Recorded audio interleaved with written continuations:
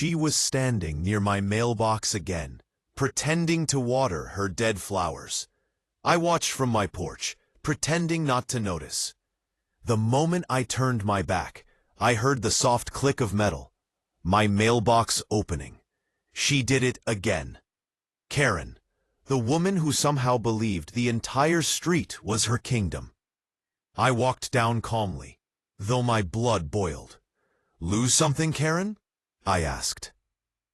She flinched, then quickly shut the mailbox. "I was just checking if your mail got mixed up with mine," she said with that fake sweet tone. "Really?" I smiled, because the last 3 electric bills and my veteran's pension check also got mixed up, right? Her eyes narrowed.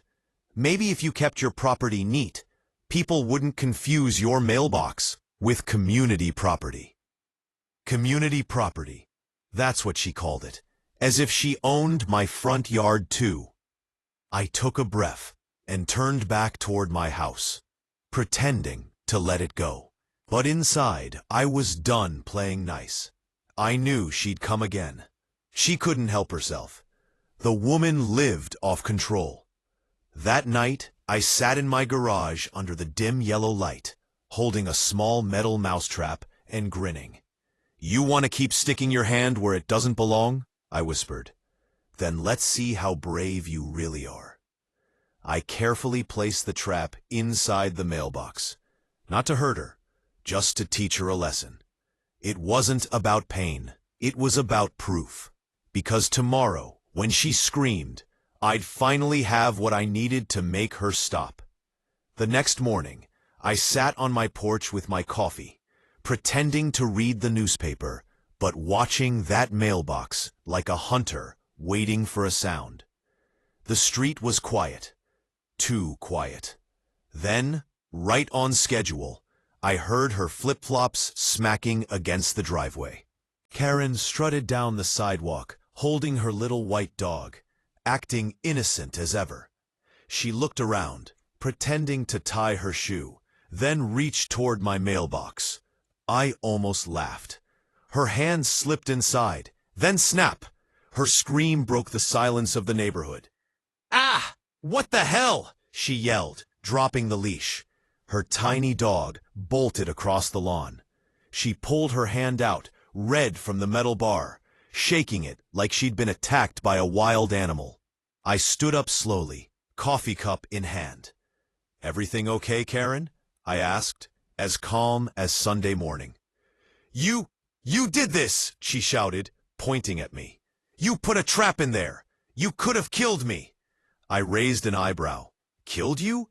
Karen, that's a mouse trap, not a grenade." Her face turned red, then purple. "I'm calling the HOA. This is assault. You're done here, mister." "Oh, please do," I said with a smile. "Maybe while you're at it, tell them why your hand was inside my mailbox." For a second, she froze. Her mouth opened, then closed again. She looked around.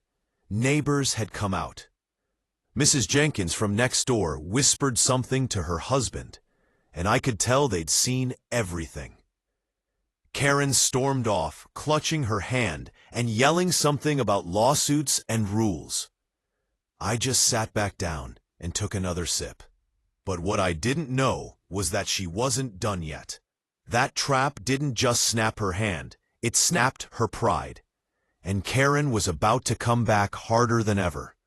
That evening, I noticed Karen's porch light flickering on and off, 3 times, then off again. She was pacing outside her house, phone in hand, whispering to someone. Every few minutes, she'd look straight at my place, that same fake smile gone now, replaced with pure hate. I knew something was coming. I just didn't know how far she'd go. Around 9 p.m., my doorbell rang. 2 men stood outside, one in a security uniform with a shiny badge that looked a little too new, and the other holding a clipboard. "Sir, we're with the HOA enforcement team," the uniformed one said. "We received a report of harassment and unsafe traps placed on community property." Community property again. Classic Karen move. I leaned against the doorframe. You mean my private mailbox on my private land? The man with the clipboard cleared his throat. Actually, ma'am, the complainant claims this area falls under HOA regulation. I smiled slightly. Interesting, because according to county records, I pointed toward the fence post with a faded number plate. This property isn't even part of your HOA. You're trespassing. For a second, the uniformed guy hesitated. We can check that. Go ahead, I interrupted, stepping closer. But before you do, maybe take off that fake badge. Real security doesn't use Amazon tags with crooked stars. The man froze. His partner glanced at him, suddenly unsure. From across the street, Karen's voice rang out, sharp and angry. Don't listen to him. He's lying. Arrest him. I laughed softly. Arrest me? For defending my own mailbox? That's when my porch camera light blinked on, a small red dot flashing. I tilted my head toward it so she could see. Smile, Karen, I said quietly. You're live on 3 cameras. Her face turned pale. She stepped back, whispering something to the fake officer. They both hurried off, disappearing into the dark. But something in her eyes told me this wasn't over. That woman had just lost round 1, and people like her, they don't lose quietly. The next morning, I woke up to the sound of banging, not just one knock, but loud, angry pounding on my door. When I opened it, 2 real county deputies stood there this time, not the fake ones from last night. Behind them, I could see Karen smiling across the street, phone in hand, recording everything. Sir, one deputy said, we've had a complaint about an assault involving a trap device on a neighbor's property. I sighed. Let me guess. Karen Miller? They exchanged a quick look. We're not confirming names, sir, but yes, that's correct. Karen shouted from her yard. He tried to injure me. He's dangerous.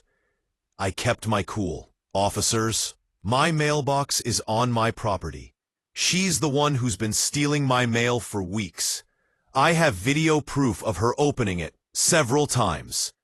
One deputy raised an eyebrow. You have footage? 3 angles, I said, stepping aside. Come in. Karen's voice got louder. He's lying. He's editing videos. He's obsessed with me. They ignored her and followed me inside.